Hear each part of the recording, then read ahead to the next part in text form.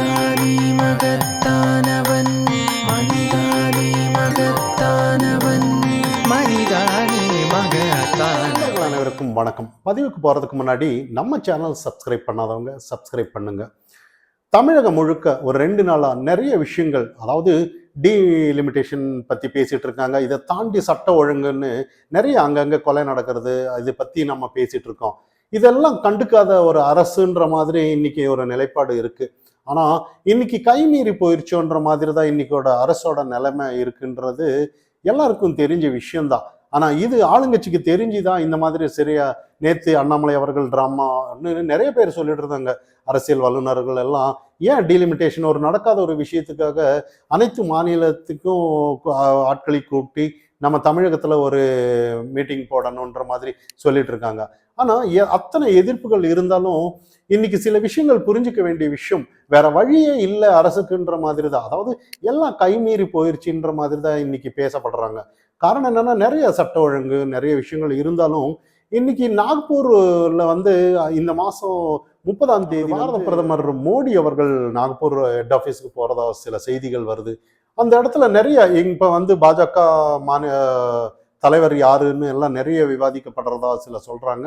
அடுத்த கட்ட தலைவர் யாரு அப்படின்னு சில விஷயம் பேசப்படுறதா சொல்றாங்க. இதெல்லாம் தாண்டி நிறைய ஒரு சில விஷயம் இடத்துல டார்கெட் வச்சு சில வேலைகள் செய்யறதா பேசப்படுறது. அதாவது ஆர்எஸ்எஸோட விஷயம். அதாவது இப்ப நிறைய இடத்துல பிரிவினவாதம் நிறைய, அதாவது தேசத்திற்கு எதிரான கருத்துக்கள் நிறைய இன்னைக்கு நாடெங்கும் சில இடத்துல இருக்கு. அதெல்லாம் சரி செய்யணுன்ற மாதிரி சில விஷயம். இது மாதிரி அதாவது மணிப்பூர், இதே மாதிரி தமிழகம், இதே மேற்கு வங்காளம், நிறைய இடத்துல இன்னைக்கு சில விஷயத்தை பத்தி பேசப்படுறதா சொல்லிட்டு இருக்காங்க. நேத்து அமித்ஷா அவர்களும் நிறைய நாடாளுமன்றத்துல சில விஷயத்த சொல்லிட்டு இருந்தாரு. தமிழகத்துல நிறைய விஷயம் நாங்க கண்டிப்பா ஆட்சிக்கு வந்தா செயல்படுத்துவோன்ற மாதிரி. இதெல்லாம் தாண்டி 2 நாளைக்கு முன்னாடி நேத்துல இருந்து பெங்களூர்ல பிஜேபி, அதாவது ஆர்எஸ்எஸ் மீட்டிங் எல்லாம் தொடர்ந்து 2-3 நாள் நடந்துட்டு இருக்குன்னு நம்ம சொல்லலாம். ஆனா இங்கெல்லாம் பேசப்படுறது எல்லா இடத்துலயும் அதாவது ஒரு மொழியால வச்சு பிரிவினை தான் நிறைய இருக்கு. ஆனா இதை ஆரம்பத்திலேயே களை எடுக்க வேண்டும்ன்ற மாதிரி சில பேச்சுகள் அடிப்படுது. ஆனா இந்த இடத்துல புரிஞ்சுக்க வேண்டிய விஷயம் என்னன்னா, அவங்க அந்தந்த மாநிலத்துல அந்தந்த மொழியை வச்சுதான் அவங்க நிறைய விஷயங்கள் செய்யணுங்கிறது யாருக்கும் எதிரான விஷயம் கிடையாதுன்ற மாதிரி தான்.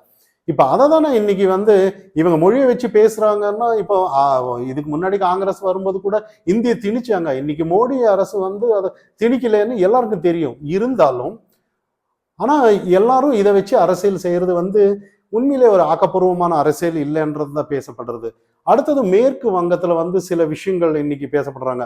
அதாவது 25,000 ஆசிரியர் நியமனம், அந்த சில விஷயங்கள் ஊழல் நீதிமன்றத்தில் நிலுவையில் இருக்குன்னு 2016 ஏதோ ஒரு விஷயம்.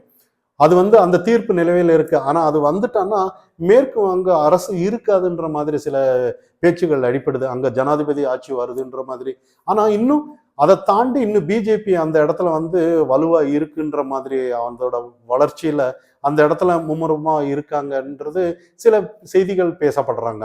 ஆனா இங்க சில விஷயங்கள் இன்னைக்கு இதே ஆளுங்கட்சிக்கு அது தெரியாதான்ற மாதிரி, இன்னைக்கு நம்மளோட திமுக திராவிட கட்சிகளுக்கு எல்லாம் சில விஷயங்கள் தெரியாதான்ற மாதிரி. எல்லாம் தெரியும், எல்லாம் தெரிஞ்சுதான் இன்னைக்கு இந்த நாடகத்தை அரங்கேற்றிட்டு இருக்காங்கன்னு. ஏன்னா எல்லாம் கைமீறிடுச்சு. ஏன்னா இப்ப ரிவர்ஸ் அடிக்க முடியாது, யாரும் இல்லை இப்போ.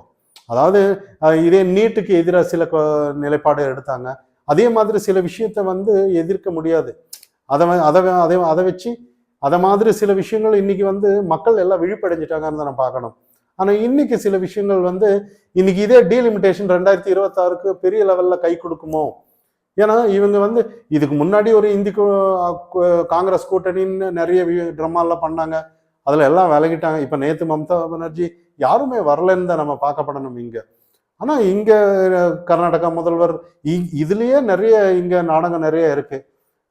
கேரளா முதலமைச்சர் எல்லாம் வந்தாரு, கர்நாடகா டிகே சிவகுமார் வந்தாரு. இதுலயே நம்ம எந்த செண்பகவல்லி அந்த நதியை பத்தி அவங்க பேசுறது இல்லை. அதே மாதிரி இங்க மேகதாது அணை அவர் கட்டுறேன்ட்டு இங்க உள்ள வர்றாரு. ஆனால் இங்கே தமிழக மக்கள் எல்லாம் வேடிக்கை பார்க்குறாங்கன்ற மாதிரி தான் இன்னைக்கு இருக்கு. அதை பற்றி இந்த அரசு வந்து எந்த ஒரு எதிர்ப்பு தெரிவிக்கலைங்கிறதையும் இப்போ நம்ம பார்த்துட்டு தான் இருக்கோம்.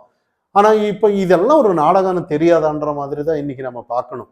ஆனால் இதெல்லாம் தாண்டி ஆர்எஸ்எஸ் ஒரு இடத்துல ஒரு சின்ன ஒரு ஒரு அவங்க ஒரு நிலைப்பாடு எடுத்துட்டான்னா அதுல தீவிரமா இருப்பாங்கங்கிறது இன்னைக்கு எதிர்கட்சிகள் எல்லாத்துக்கும் தெரியும் தான், நம்ம பார்க்கப்படணும், எல்லாருக்குமே தெரியும் தான். அவங்க உண்மையிலேயே ஏன்னா தமிழகத்துல பாஜகவோட அதாவது ஆர்எஸ்எஸோட உறுப்பினர்கள் சேர்க்கை வந்து அதிகமாயிட்டு வருதுன்னு இன்னைக்கு பேசப்படுறது இன்னைக்கு.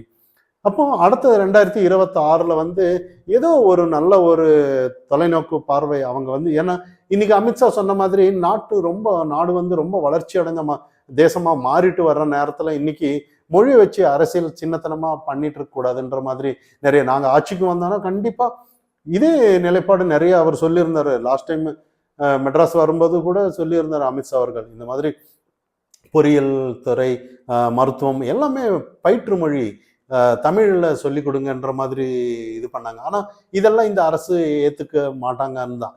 காரணம் என்னன்னா இங்க வந்து ஏதாவது ஒரு விஷயம் வந்து நிலுவையில தான் இருக்கணும். அதாவது அது வந்து நிறைவேறவும் கூடாது, நிறைவேறவும் விட மாட்டாங்கன்ற மாதிரி. அதாவது இதை வச்சு அரசியல் செய்யணும். இப்ப நீட் எப்படி பண்ணாங்க அதே மாதிரி தான் இன்னைக்குன்ற அதே மாதிரி நிறைய விஷயங்கள் இன்னைக்கு டங்ஷன் விவகாரம் ஆனாலும் சரி, நிறைய அது வந்து அண்ணாமலை அவர்கள் வந்து போய் அதை சரி பண்ணிட்டாருன்னு தான் நம்ம இன்னைக்கு. அதே மாதிரி இன்னைக்கு மீனவ பிரச்சனை கூட அதை வச்சு அரசியல் பண்ணலாம்னு தான் நினைப்பாங்களே ஒழிய அது நாளடைவில் இப்போ வெளியுறவுத்துறை ஜெய்சங்கர் மூலியமா அண்ணாமலை போய் அது சில சரி செய்யப்படுறதா சில செய்திகள் வந்துட்டு இருக்கு.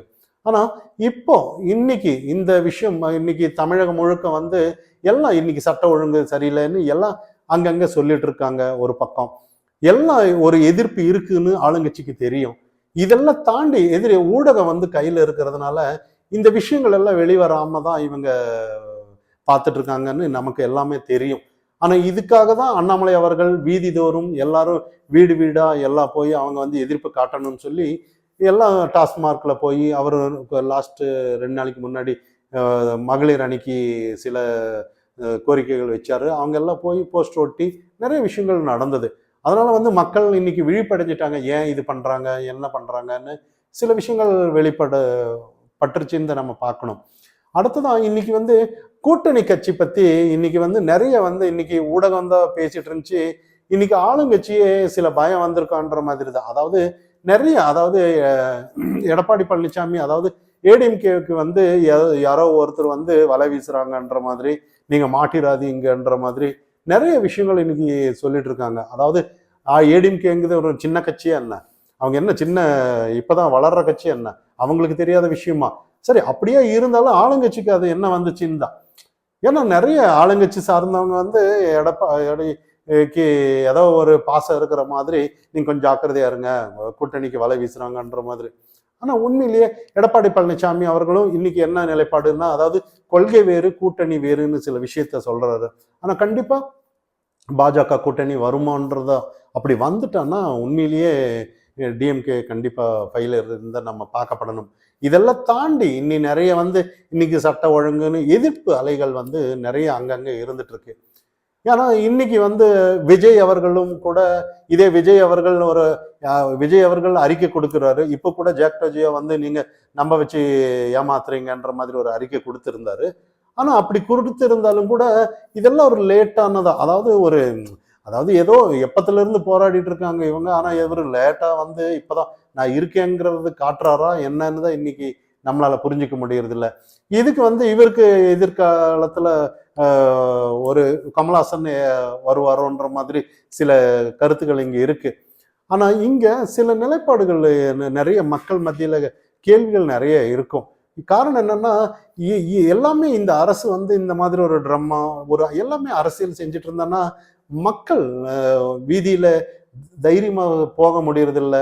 எங்க பார்த்தாலும் கஞ்சா, எங்க பார்த்தாலும் ஒரு குடிச்சிட்டு ஏதாவது ஒரு யாரு எந்த நேரத்துல உயிரோட இருப்பாங்களா இல்லையான்ற மாதிரி நிறைய பயம் இன்னைக்கு இருந்துட்டு இருக்கு.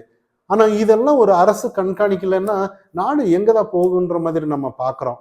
ஆனா இதெல்லாம் தாண்டி மக்கள் வந்து ஒரு எச்சரிக்கை வேணும்னு தான் நம்ம பேசப்படுறது. காரணம் என்னன்னா, அதாவது இந்த விழிப்பு, அதாவது மக்கள் தான் பிரச்சனை. இப்போ மக்கள் விழிப்பில்லாதனால தான் இந்த மாதிரி ஆட்சி எல்லாம் அமைஞ்சிட்டு இருக்குன்னு நம்ம பார்க்கப்படணும்.